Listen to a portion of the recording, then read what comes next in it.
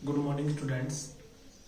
देखिए, हमने जो पिछले क्लास ली थी उस पिछले क्लास में हमने प्लेसेंटा के बारे में डिस्कस किया था। और प्लेसेंटा एक एक्स्ट्रा एम्ब्रियोनिक स्ट्रक्चर होती है और इस एक्स्ट्रा एम्ब्रियोनिक स्ट्रक्चर के बारे में हमने स्टडी की है। एक्स्ट्रा एम्ब्रियोनिक स्ट्रक्चर्स वे होती है जो एम्ब्रियो जो होता है वो एम्ब्रियो जिस इन्वायरमेंट के अंदर डेवलप होता है उस एम्ब्रियो के डेवलपमेंट के लिए वो संरचनाएं आवश्यक होती हैं। हालांकि जो एक्स्ट्रा एम्ब्रियोनिक स्ट्रक्चर्स होती है वो कभी भी एम्ब्रियो की किसी भी एडल्ट के किसी भी पार्ट का फॉर्मेशन नहीं करते, लेकिन उसको डेवलप होने के लिए वो आवश्यक होती है। आज हम जो पढ़ने जा रहे हैं वह है एक्स्ट्रा एम्ब्रियोनिक मेम्ब्रेन। देखिए, बहुकोशिकीय जीवों में जो लैंगिक प्रजनन करते हैं, बहुकोशिकीय जीव जो लैंगिक प्रजनन करते हैं उनके अंदर युग्मनज से स्पुटन तक, यानी जैसे ये 2n ये अंडा है, अंडाणु है, ये अंडा है, ये 2n जायगोट है। इस 2n जायगोट के अंदर एम्ब्रियो है, ये मान लीजिए अंडा है, इसमें एम्ब्रियो बन रहा है। तो युग्मनज है, 2n जायगोट है, इस 2n जायगोट से लेकर इस अंडे के स्पुटन तक अनेक परिवर्तन होते हैं, अर्थात विकसित हो रहे भ्रूण को अनेक चुनौतियों से सामना करना होता है। ठीक है, इस अवस्था में देखो, न तो सिर्फ भ्रूण को एक अविशिष्ट कोशिका से सभी, यानी 2n जायगोट में एक कोशिका है, एक सिंगल कोशिका है, सिंगल सेल। इस एक कोशिका को शरीर के विभिन्न प्रकार के ऑर्गन्स का फॉर्मेशन करना पड़ता है, पूरी बॉडी की स्ट्रक्चर का फॉर्मेशन करना पड़ता है। ठीक है, इसके अलावा अगर देखें अंगों का निर्माण अच्छी तरह हो सके, ठीक है, और इन अंगों का निर्माण अच्छी तरह होगा, कैसे होगा? क्योंकि इसमें कई प्रकार की बाधाएं उत्पन्न हो सकती है अंगों के निर्माण के समय, जैसे चोटों से रक्षा, शिकारी से रक्षा, संक्रमण से रक्षा, ठीक है, पोषण की व्यवस्था करना, डेवलप हो रहे एम्ब्रियो को पोषण की व्यवस्था करना, ठीक है, गैसीय विनिमय, डेवलप हो रहे एम्ब्रियो को ऑक्सीजन अवेलेबल कराना, CO2 को बाहर निकालना, इन सब चीजों की व्यवस्था करना भी अनिवार्य होता है। अतः इन सबके लिए जो भी भ्रूण होते हैं उनके अंदर विभिन्न अनुकूलन पाए जाते हैं। क्या पाए जाते हैं?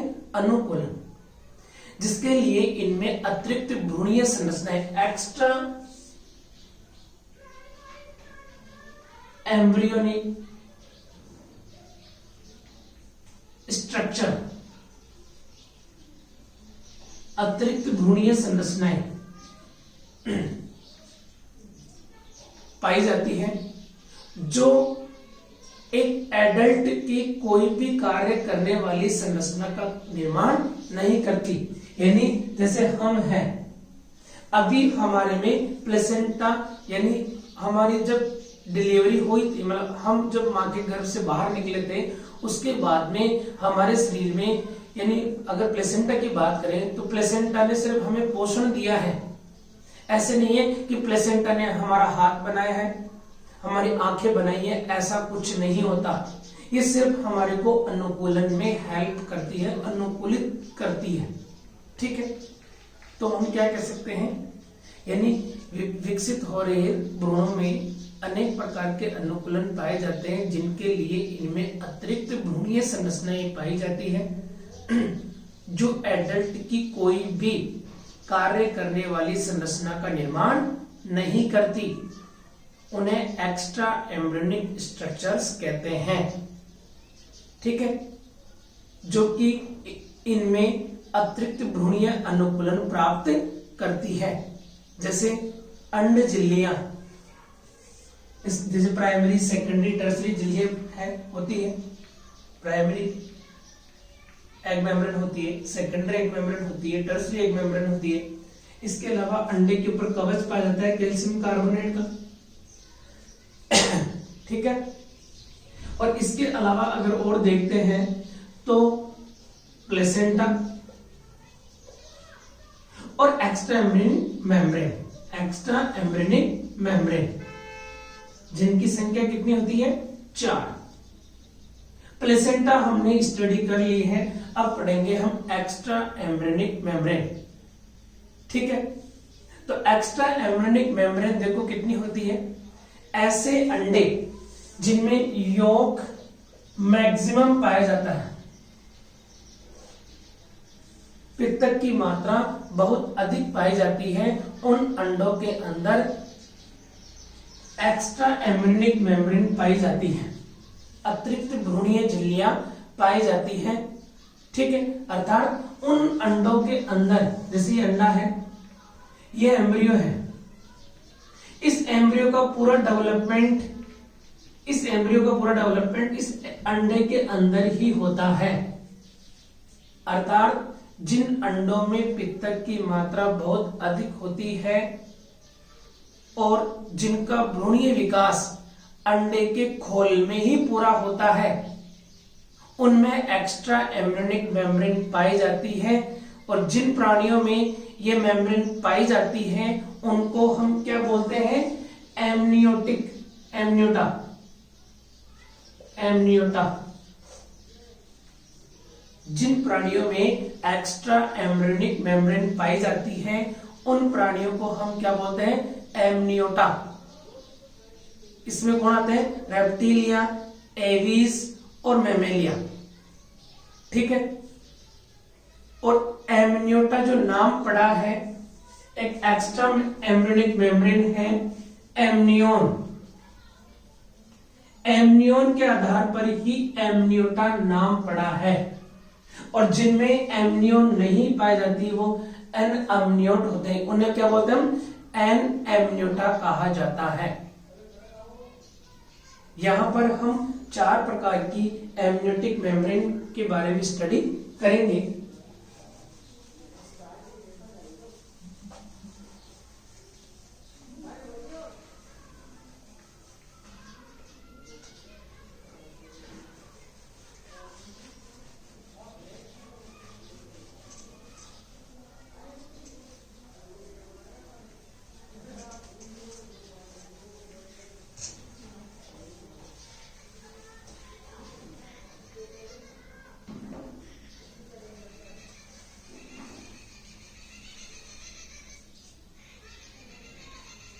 चार एक्स्ट्रा एम्ब्रियोनिक मेम्ब्रेन की स्टडी करेंगे। Extra embryonic membrane,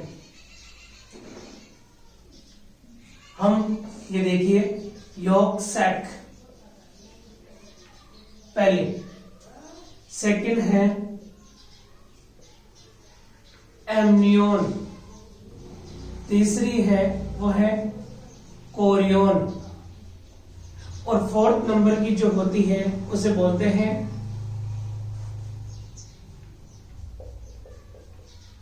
allantois.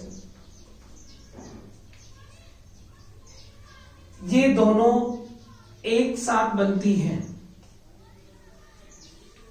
ये दोनों एक साथ बनती है। ये अलग बनती है और ये अलग बनती है। ये बनती है, एक फोल्ड होता है एम्ब्रियो के अंदर, एक्स्ट्रा एम्ब्रियोनिक सोमेटोप्ल्यूर नामक फोल्ड से। ये बनती है एक्स्ट्रा एम्ब्रियोनिक स्प्लैंक्टिनलोप्ल्यूर, एक्स्ट्रा एम्ब्रियोनिक स्प्लैंक्टिनलोप्ल्यूर, ठीक है। ये सोमेटोप्ल्यूर है और ये स्प्लेंक्लोप्ल्यूर है। इन दोनों का डेवलपमेंट एक साथ होता है।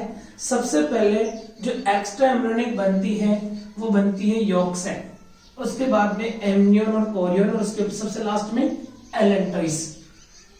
ठीक है, सबसे पहले हम पढ़ेंगे हम यॉर्क सैक। कौन से फोल्ड से बनती है? एक्स्ट्रा एम्ब्रियोनिक स्प्लेंक्लोप्ल्यूर से। ठीक है, और ये देखो ये सभी झिल्लियां थैले के समान संरचना वाली होती हैं। इनमें एम्नियन और कोरियन का निर्माण तो एक साथ होता है, जबकि ठीक है, जबकि अगर हम देखते हैं कि जो यॉर्क सैक होती है उसका निर्माण किससे होता है? देखो, जो यॉर्क सैक होता है उसका निर्माण होता है स्प्लेंक्लोप्ल्यूर से, जबकि एम्नियन और कोरियन का निर्माण होगा सोमेटोप्ल्यूर से। ठीक है, अब सबसे पहले आती है देखो, अगर इसकी बात करते हैं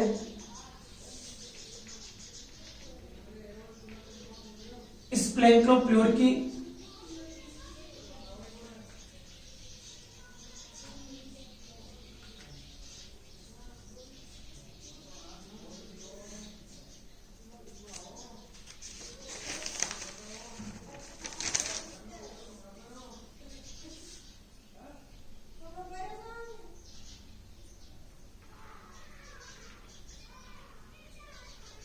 पर मिनट रुक जाइए, यूं डाल देते हैं।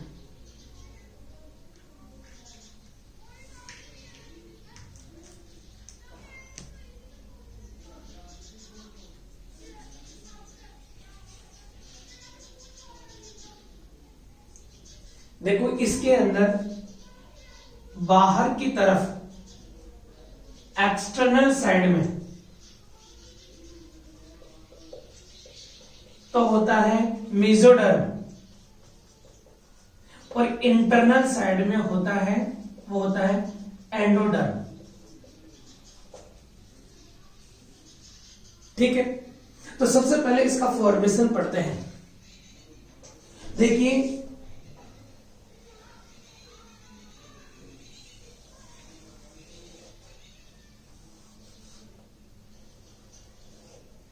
ये एक एग है। ठीक है, यहां पर ये यॉर्क है, ये यॉर्क है।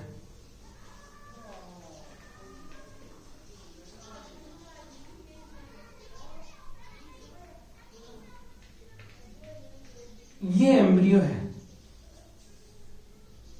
ठीक है, इस देखो, अतिरिक्त भ्रूण झिल्लियों में सबसे पहले किसका निर्माण होता है? यॉर्क सैक का। अतः इसका सबसे पहले हम अध्ययन करते हैं।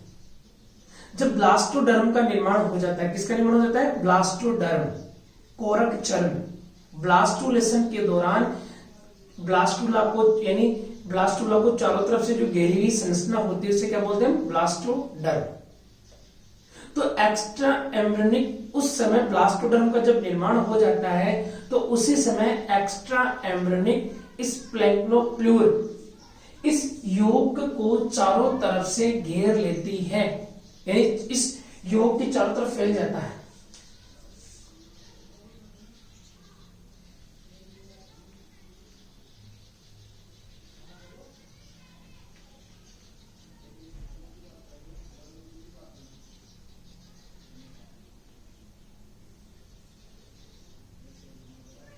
ऐसे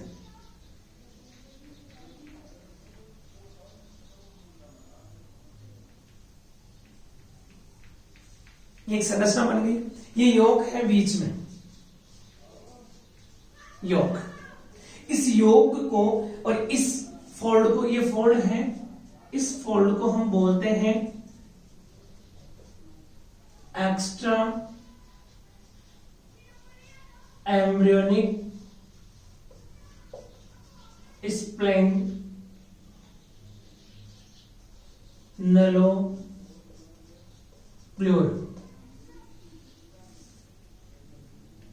ठीक है, ये एक्स्ट्रा एम्ब्रियोनिक स्प्लेंक्लोप्ल्यूर इस यॉर्क के चारों तरफ फैलकर चारों तरफ फैल जाता है और किसका फॉर्मेशन करता है, यॉर्क सैक का फॉर्मेशन करता है। इस यॉर्क सैक, ये यॉर्क सैक है, इसमें बाहर की तरफ तो क्या होता है, यहां पर तो मेसोडर्म, और अंदर की तरफ क्या होता है, एंडोडर्म। ठीक है। इसी समय एम्ब्रियोनिक स्प्लैंक्युलर फ्लूइड आहार नाल का विकास करती है। एक्स्ट्रा एम्ब्रियोनिक स्प्लैंक्युलर फ्लूइड होती है, उसी समय आहार नाल का फॉर्मेशन करती है, किसमें, इस एम्ब्रियो में। और आहार नाल का फोरकट और हाइंड कट, अग्र भाग और पश्चिम भाग तो बंद रहते हैं, और जो मिड कट वाला पोर्शन होता है ये बड़ा खुला रहता है। जैसे मान लीजिए ये आहार नाल है, ये फोरकट है और ये हाइंड कट है, यहां से ये आहार नाल खुली रहे, इसे बोलते हैं मिड कट, मध्यांतर। ठीक है। अच्छा, भ्रूण की आहार नाल की अग्र और पश्चिम आंत्र तो बंद नलिकाकार होती है, परंतु मध्य आंत्र यॉर्क सैक से जुड़ी रहती है। इस यॉर्क सैक से जुड़ी रहेगी, जिसे और जिस संरचना के द्वारा ये जुड़ी रहेगी उसे हम बोलते हैं यॉर्क, यानी यॉर्क सैक स्टाल्क। इसे क्या बोलते हैं, यॉर्क स्टाल्क, यॉर्क तंतु। इसे क्या बोलते हैं, यॉर्क तंतु। ठीक है। अब पित्तक व्रंत यॉर्क सैक को मध्य आंत्र से तो जोड़ता है, परंतु कभी भी इस पित्तक को इस भ्रूण तक पहुंचाने का कार्य नहीं करता। ये एम्ब्रियो है, ध्यान रखना।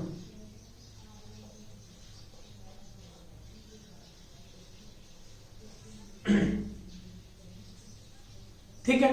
यानी यहां से ये इसके साथ तो जुड़ जाती है यॉर्क स्टाल्क के द्वारा, लेकिन कभी भी इस पित्तक को इस एम्ब्रियो तक पहुंचाने का कार्य यॉर्क स्टाल्क नहीं करता, बल्कि इस यॉर्क सैक की आंतरिक सतह पर एक ऐसे अंगुली के नुमा वलन विकसित हो जाता है, जो इस यॉर्क के अंदर धस जाते हैं। किसमें धस जाते हैं, यॉर्क के अंदर धस जाते हैं। जैसे मान लीजिए मैं ऊपर की तरफ बना रहा हूं, जैसे ये यॉर्क है, और अगर ऐसे कोई भी चीज इसमें धस जाए ऐसे, तो इसकी जो ये सेल्स होती हैं, इसकी सेल्स होती हैं, ये कुछ ऐसा एंजाइम का सिक्रेशन करती है जिसके कारण ये यॉर्क पिघल जाता है, लिक्विड हो जाता है बिल्कुल, और इस यॉर्क का अवशोषण करके विटेलाइन वेन होती है, इस विटेलाइन वेन के द्वारा यहां से होता हुआ यहां पर इस एम्ब्रियो को पहुंचा दिया जाता है। उस समय एम्ब्रियो की जो ब्लड वेस्कुलर सिस्टम होता है, सर्कुलेटरी सिस्टम होता है, वो पूर्ण रूप से विकसित हो जाता है। समझ गए ना। यानी इस समय तक स्प्लैंक्लोप्लूर अत्यधिक संवहनीय हो जाता है और विकसित हो रही रक्त कोशिकाएं मिलकर विटेलाइन सिरा का फॉर्मेशन करती है और इस यॉर्क का अवशोषण करके एम्ब्रियो तक पहुंचाने का कार्य करती है। ठीक है ना। तो ये है इसकी स्ट्रक्चर। अगर हम देखते हैं, देखो विटेलाइन वेन ही पचित पित्तक का अवशोषण कर यहां पर पहुंचाती है। पित्तक का पाचन करने के लिए ये कोशिकाएं होती हैं, ये कुछ एंजाइम का सिक्रेशन करती है यहां पर। ठीक है। और एंजाइम का सिक्रेशन करने के बाद में पित्तक का पाचन होगा और पचित पित्तक इसके अंदर आ जाएगा, और यहां पर जो विटेलाइन वेन होती है उसके द्वारा, जो मैंने ये बताया है, इसके द्वारा इस एम्ब्रियो तक पहुंचा दिया जाएगा। ठीक है। और उसी समय अब तक तो एम्ब्रियो के अंदर हार्ट का विकास भी हो चुका होता है। जैसे जैसे भ्रूण का विकास होता है वैसे वैसे पित्तक की मात्रा घटने लगती है और ये सिकुड़ने लगता है ऐसे ऐसे, क्योंकि पित्तक अवशोषित होकर ऊपर भ्रूण की तरफ जाएगा और धीरे धीरे ये यौगिक से सिकुड़ता जाएगा और पित्तक की मात्रा कम होती जाएगी। अंत में पित्तक लगभग समाप्त हो जाता है। ठीक है। और अंत में जो पित्तक कोश होता है वो भ्रूण के द्वारा ही पूरा अवशोषित कर लिया जाता है। भ्रूण की उदर गुहा के में खींच लिया जाता है, यानी ये पूरी की पूरी संरचना, जब इसमें योग खत्म हो जाता है, पूरी की पूरी संरचना इस एम्ब्रियो के द्वारा, एब्डोमेन होता है उसके द्वारा खींच ली जाती है। देखो, और इस एम्ब्रियो के इस पार्ट के ऊपर यहां पर एक फोल्ड ये होता है, एक ये।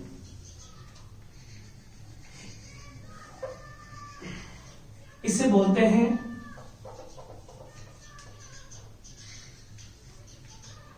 हैं एक्स्ट्रा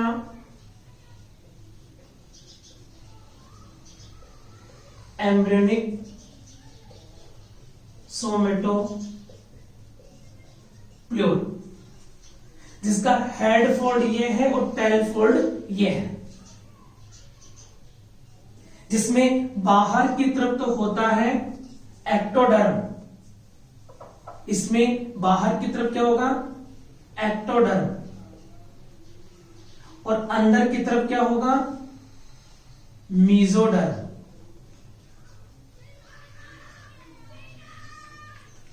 ठीक है। अब देखिए योग सैक का कार्य क्या होता है, इसकी फिजियोलॉजी क्या है। योग सैक सिर्फ विकसित हो रहे इस भ्रूण को पोषण देने का कार्य करता है। क्या करने का काम करता है, पित्तक का अवशोषण करके विकसित, इस पित्तक का अवशोषण करेगा और विकसित हो रहे इस एम्ब्रियो को पोषण प्रदान करने का कार्य करता है। ठीक है। अब हम सेकंड जो मेम्ब्रेन पढ़ेंगे वो है, योग सैक हमने पढ़ लिया, अब पढ़ेंगे हम एमनियोन एवं कोरियोन।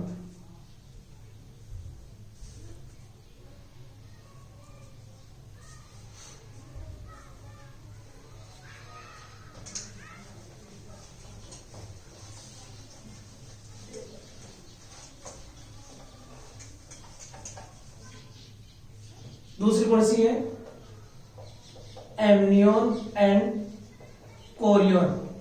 इन दोनों का डेवलपमेंट साथ साथ में होता है और इन दोनों के डेवलपमेंट के लिए जो रेस्पॉन्सिबल होता है एम्ब्रियो का, उसे बोलते हैं एक्स्ट्रा एम्ब्रियोनिक सोमेटोप्ल्यूर। इसे क्या बोलते हैं, एक्स्ट्रा एम्ब्रियोनिक सोमेटोप्ल्यूर। और इसकी अगर बात करें तो इसके अंदर एक्सटर्नल साइड में एक्टोडर्म और इंटरनल साइड में मीजोडर्म होती है, जबकि स्प्लेंक्नोप्ल्यूर में बाहर की तरफ क्या था, मीजोडर्म, और अंदर की तरफ एंडोडर्म। एंडोडर्म भित्ति होती है वो डायरेक्ट योग के संपर्क में होती है। ठीक है। अब देखिए ये है एक्स्ट्रा एम्ब्रियोनिक सोमेटोप्ल्यूर। अब मैं एक को मिटा रहा हूं,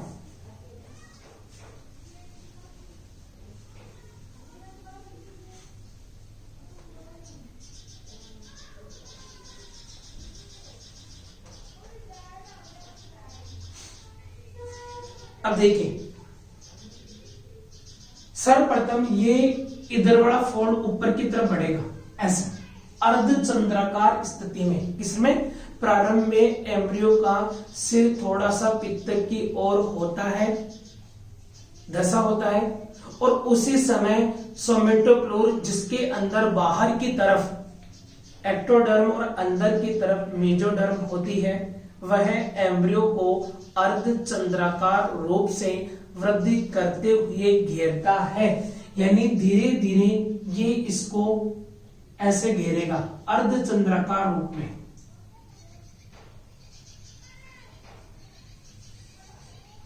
ठीक है। सबसे पहले ये हेड फोल्ड बताया था मैंने, इसे क्या बताया था, हेड फोल्ड। एक होता है लेटरल फोल्ड, जो हमें 3D डायग्राम नहीं है इसलिए दिखाई नहीं देगा। इसके साथ में कौन सा आता है, लेटरल फोल्ड, वो विकसित होगा। और इसे बोलते हैं टेल फोल्ड। जब इस मिड पॉइंट से आगे चला जाएगा या मिड पॉइंट तक चला जाएगा, उसके बाद में इसके टेल फोल्ड में भी विकास प्रारंभ होता है। ये भी अर्धचंद्राकार रूप से आगे बढ़ता है। धीरे धीरे ये जब आधे से भी आगे आ जाता है, लगभग ऐसे, तो ये भी इसके साथ में आ जाता है।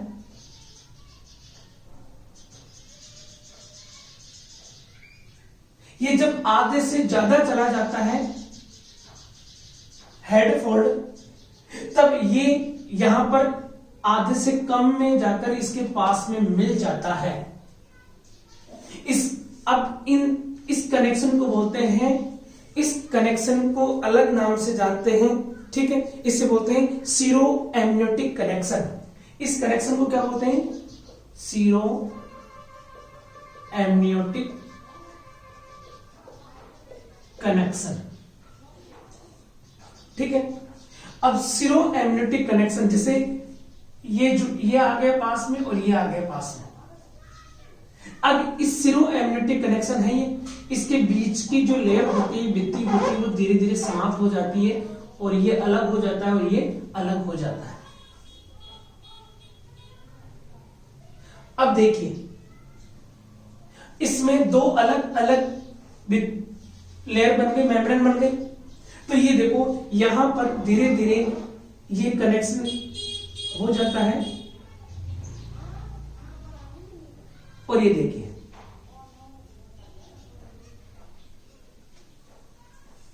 सीरो एमनियोटिक कनेक्शन वाले स्थान से जो कनेक्शन स्थापित हुआ था, वो मध्य में उपस्थित झिल्ली विलुप्त हो जाती है और ये डबल फोल्ड की दोनों झिल्लियां एक दूसरे से अलग अलग हो जाती हैं, अलग अलग हो गई, ठीक है। अब इसकी जो बाहर वाली होती है उसे बोलते हैं कोरियोन, जिसमें बाहर की तरफ तो क्या होगा, एक्टोडर्म, और अंदर की तरफ क्या होगा, मेसोडर्म। और जो एम्ब्रियो को चारों तरफ से घेरी हुई है उसे बोलते हैं हम एमनियोन, जिसमें बाहर की तरफ तो होगा मेसोडर्म और अंदर की तरफ होगा एक्टोडर्म। ये हो गया अपने एमनियोन और कोरियोन का फॉर्मेशन, ठीक है। अब देखिए, अगर हम इसका आगे का देखेंगे,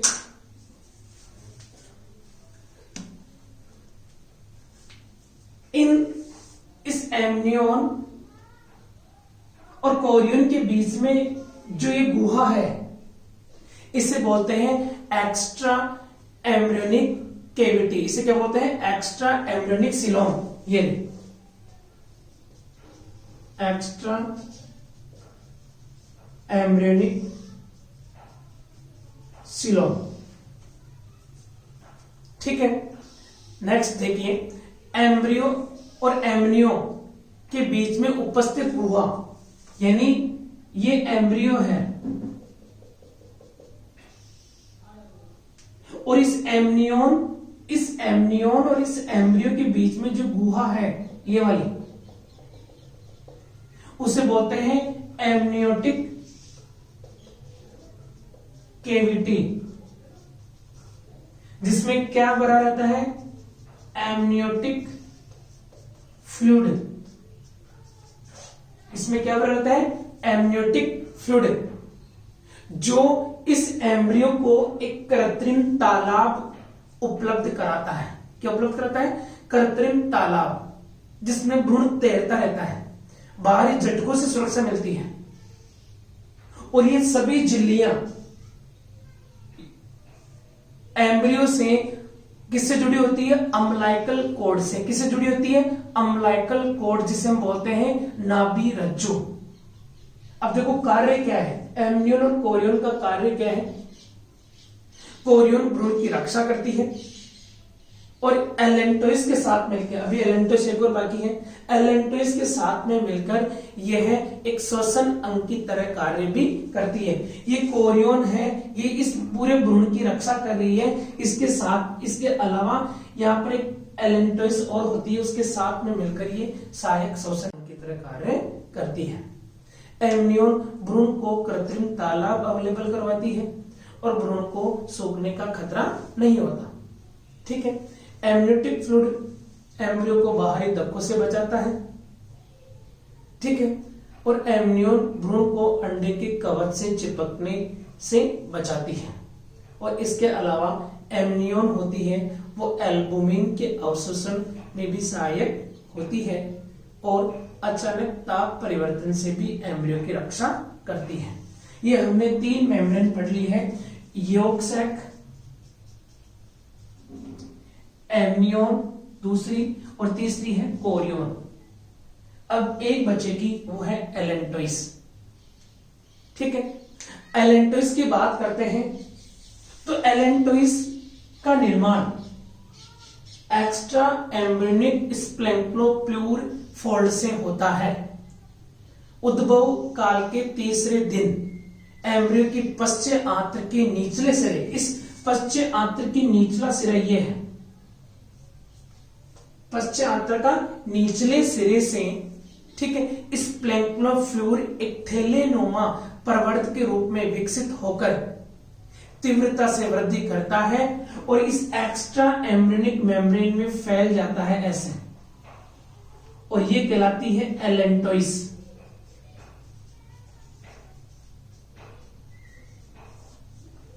इस एक्स्ट्रा एम्ब्रियोनिक जो सिलोम होती है उसके अंदर फैल जाता है।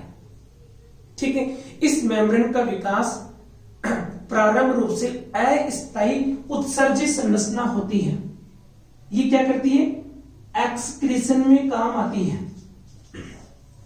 उत्सर्जित संरचना होती है अस्थायी, जब तक इसका खुद का उत्सर्जित तंत्र विकसित न हो जाए, और ये एमनियोन और कोरियोन से अलग होती है। ठीक है। इसके अलावा एलेंटोइस एक खोखले व्रंत के द्वारा भ्रूण की पश्च आंत्र से जुड़ा होता है। ठीक है। जिसे क्या बोलते हैं, एलेंटोइक स्टाल्क। इसे क्या बोलते हैं, एलेंटोइक स्टाल्क, जिसके द्वारा ये एलेंटोइस जो होती है इस भ्रूण की पश्च आंत्र से जुड़ा होता है, उसे क्या बोलते हैं, एलेंटोइक स्टाल्क या तंतु। ठीक है। इस एलेंटोइक स्टाल्क और यॉर्क सैक, सॉरी, ये एलेंटोइक स्टाल्क और ये यॉर्क स्टाल्क, ये एम्ब्रियो की नाभि रज्जु का निर्माण करते हैं। किसका निर्माण करते हैं, नाभि रज्जु का फॉर्मेशन करते हैं। भ्रूण काल की समाप्ति पर एलेंटोइस पूरी तरह से एम्ब्रियो के भीतर अवशोषित हो जाता है। ठीक है। इस प्रकार से 4 प्रकार की एक्स्ट्रा एम्ब्रियोनिक मेम्ब्रेन होती है। सबसे पहले यॉर्क सैक, एमनियोन, कोरियोन और एलेंटोइस। ये अपना टॉपिक कंप्लीट है। जय हिंद।